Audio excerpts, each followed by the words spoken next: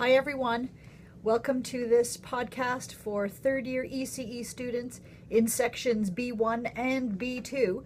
You've got a combined podcast this week and I'll explain why a little bit later. We're going to be covering the week of October 2nd in this podcast.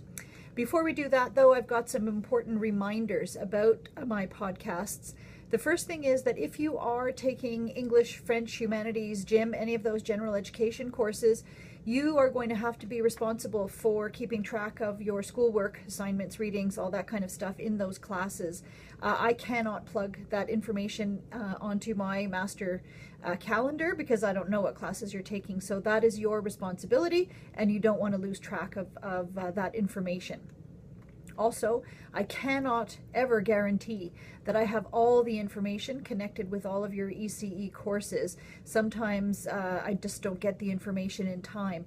And so there may be assignments that I'm not covering in a podcast. And again, you'll have to be responsible for those as well.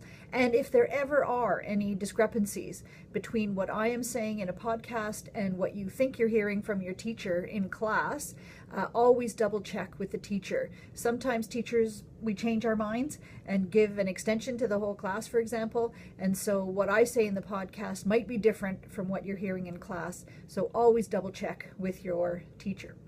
Okay, in the last podcast, I invited you all to send in any tips or resources or tools that you use to stay organized and manage your time. Well, this week we have a shout out to Catherine Fortin, who is one of your fellow ECE students. She turned me on to this website, thecosmicroad.com, which is a great website for students. It was created in 2016 by a student in Australia.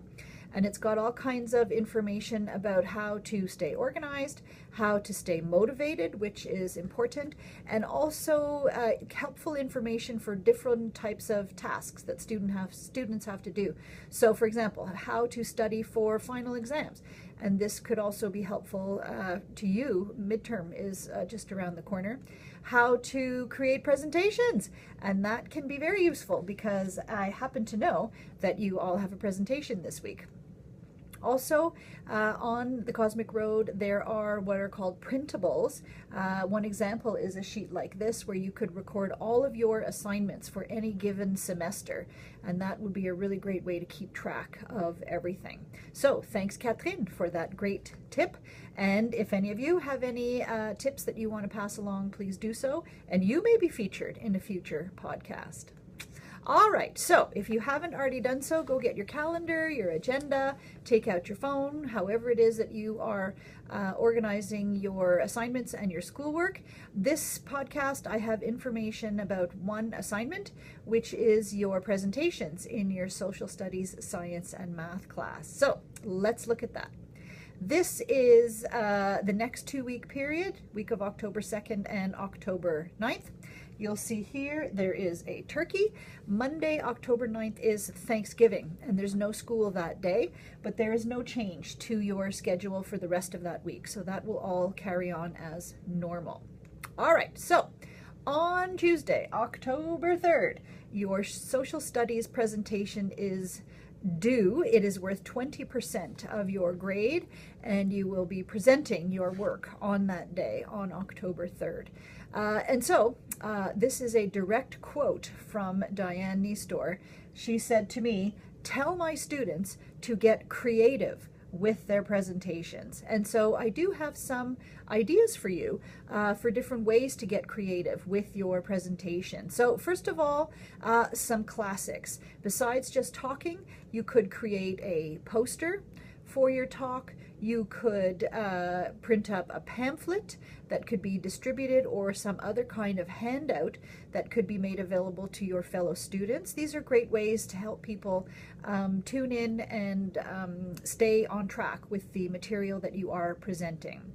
But how about if you want to be even more creative in terms of your presentation? I've got some other ideas.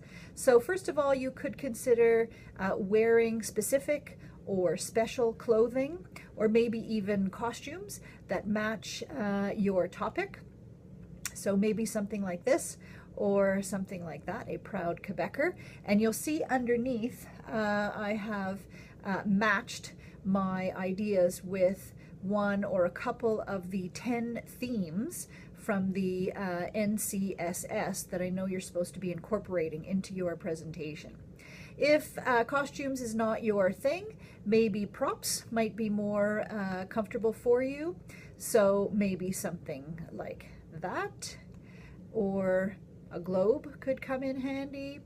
Maybe some puppets might help you tell the story that you are trying to share in your presentation. Or maybe full-on costumes and props might be the way to go. You could also consider incorporating songs and movement into your presentation. We're running out of time, so I'm not going to sing, and no one wants to hear me sing anyways, but maybe something to a tune everybody already knows, Wheels on the Bus or Frère Jacques, something like that, incorporating content from your presentation.